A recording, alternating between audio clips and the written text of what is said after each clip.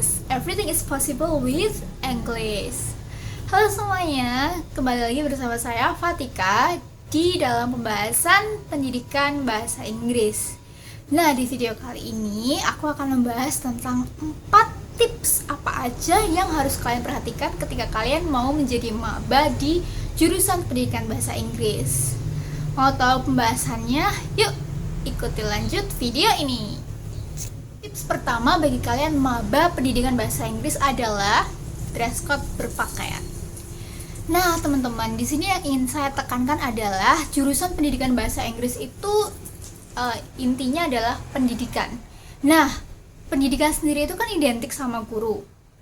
Jadi, kalian itu harus menjadi sebuah role model yang baik. Apalagi kalau kalian seorang mahasiswa pendidikan. Jadi, untuk bisa menjadi role model yang baik itu pertama dilihat dari penampilannya juga. Mungkin di beberapa universitas peraturannya beda. Tapi kalau di universitasku, di Universitas Muhammadiyah Yogyakarta, tepatnya di jurusan pendidikan bahasa Inggris, ada dress code yang harus kalian perhatikan. Yang pertama adalah, nah ini untuk cewek sama cowok sama aja. Yang pertama adalah kemeja. Nah, kalian kalau mau kuliah jangan lupa kemeja berkerah, baik itu cewek ataupun cowok. Terus celana itu celana kain. Kalau cowok jangan jeans ya, dan itu celana kain. Kalau cewek pun mau pakai celana boleh, celana kain asalkan yang longgar. Dan yang kedua, yang selanjutnya itu adalah cewek. Jadi gini, cewek itu masih boleh pakai kaos atau sweater asalkan tertutup jilbab seperti ini. Nah, kalau bisa mungkin lebih baik dipadukan dengan cardigan atau blazer. Jadi kesannya itu lebih semi formal. Jadi tidak terlalu kelihatan kalau kalian memakai kaos atau sweater bagi yang perempuan. Tapi khusus untuk cowok ya harus pakai kemeja. Kalau cowok kan tetap kelihatan kan masih pakai kaos atau sweater. Sedangkan kalau kemeja kan tetap kesannya rapi. Dan yang bawah atau alas kaki jangan lupa untuk cewek atau cowok bebas pakai sepatu apa aja, yang penting menutupi jari-jari kaki. Jadi kalau misalnya cewek mau pakai flat shoes itu masih boleh. Kalau cowok tetap pakai sepatu. Sepatunya bebas mau yang bertali atau enggak. Kalau untuk warna sendiri, warna pakaian apa aja bebas. Yang penting masih rapi gitu. Kalau yang karena Universitas Muhammadiyah Yogyakarta itu memang mengharuskan memakai jilbab, jadi cewek pasti pakai jilbab, tapi bebas sih jilbabnya mau seperti apa. Tapi kalau cowok ini inget, kalian nggak boleh gondrong. Ini inget ya, ini jurusan pendidikan tuh teman-teman cowok nggak boleh gondrong. Lupa buat teman-teman kalian maba yang bentar lagi mau masuk ke perkuliahan pendidikan bahasa Inggris, diperhatikan ya kalau pakaiannya itu untuk siswa perempuan yang seperti apa, siswa laki-laki yang seperti apa, dan kalau sebisa mungkin kalian memakai pakaian yang formal, apalagi kalau kalian pertama kali masuk kelas, karena kan kita nggak tahu kan gimana situasi aslinya di dalam kampus kalian. Ada juga dosen yang memang membolehkan kalian berpakaian seperti apa, tapi ada juga dosen yang memang menitik beratkan dengan penampilan yang formal. Jadi untuk pertemuan pertama, kesan pertama yang baik itu kalian harus memakai pakaian yang bisa dibilang formal. Tapi kalau misalnya emang kalian udah tahu gimana dosennya, misalnya dosennya ternyata santai-santai aja, kalian berpakaian seperti apa, oke, kalian boleh memakai pakaian yang lebih santai, lebih casual, yang penting rapi. Tapi kalau misalnya ada dosen yang memang mewajibkan kalian memakai pakaian formal, nah jangan lupa untuk selalu menjaga penampilan kalian, karena kalian nggak mau kan dipandang jelek sama dosen.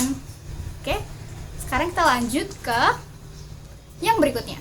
Nah, ini tips yang kedua bagi kalian maba yang mau masuk ke pendidikan bahasa Inggris. Yang pertama itu adalah membawa kamus. Kalian harus mempersiapkan kamus.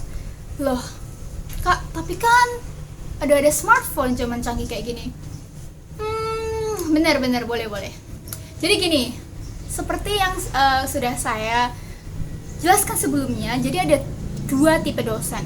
Yang pertama itu adalah dosen yang memang fine-fine aja kalian menggunakan ponsel di dalam kelas.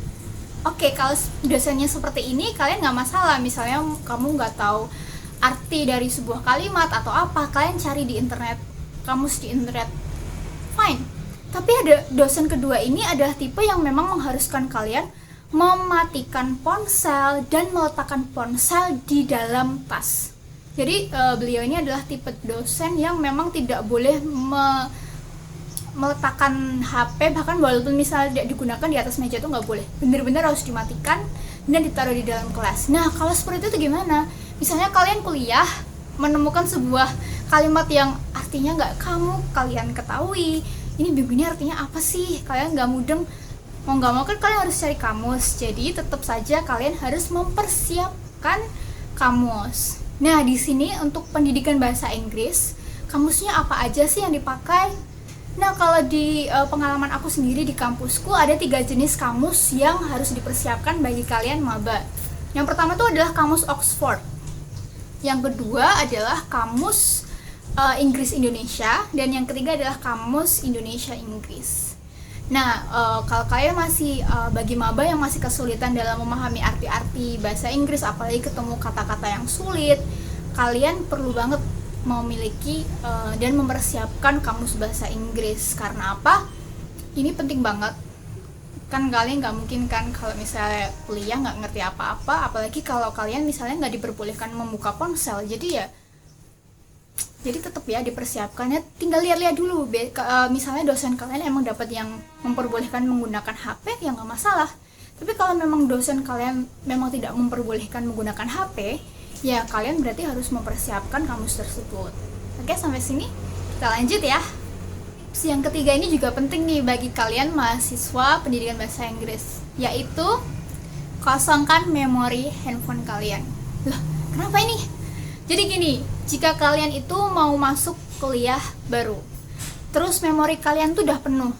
Nah, perlu aku kasih tahu ya, dari pengalaman aku sendiri selama aku berkuliah di pendidikan bahasa Inggris, banyak dosen itu malah memberikan daripada meminta kita untuk membeli buku cetak, kita tuh nanti akan disuruh mencari ebook, atau nanti akan diberikan ebook sendiri sama dosen, dan file ebook itu besar loh.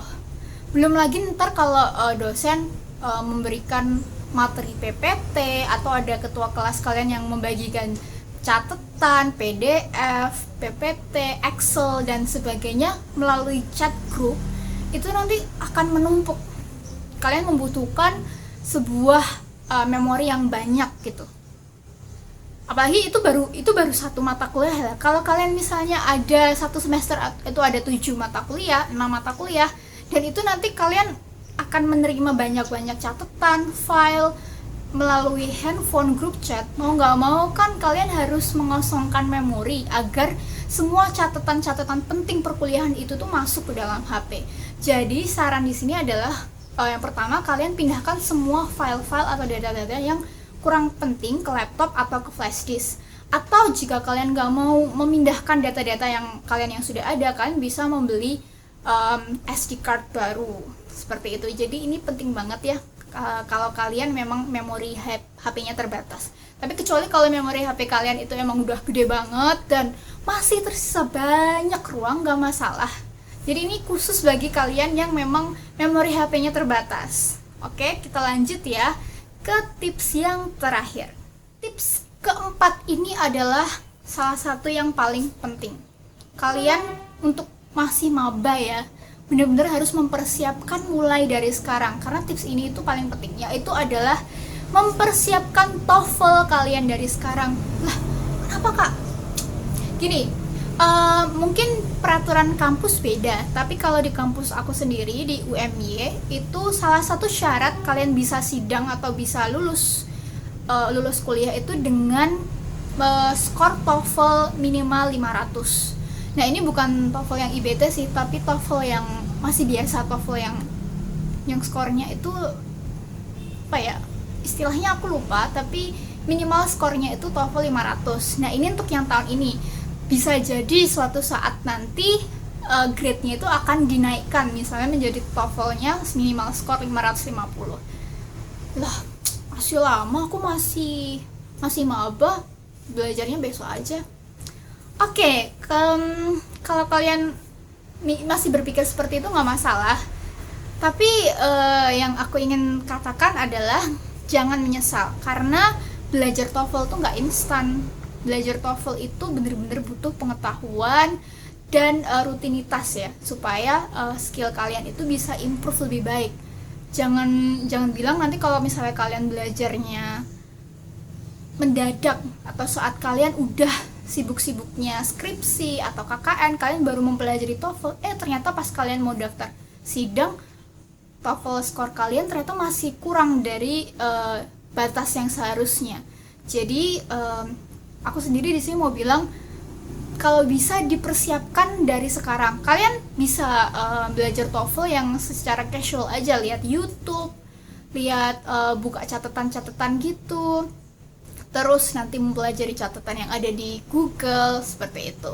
Nah, tapi kalau misalnya udah seperti itu dan kalian merasa masih kurang, kalian bisa ikut beberapa kelas-kelas online yang banyak ditawarkan di luar sana. Terserah kalian, yang penting itu ini tuh adalah dipersiapkan sejak awal, karena sedia payung lebih baik kan sebelum hujan.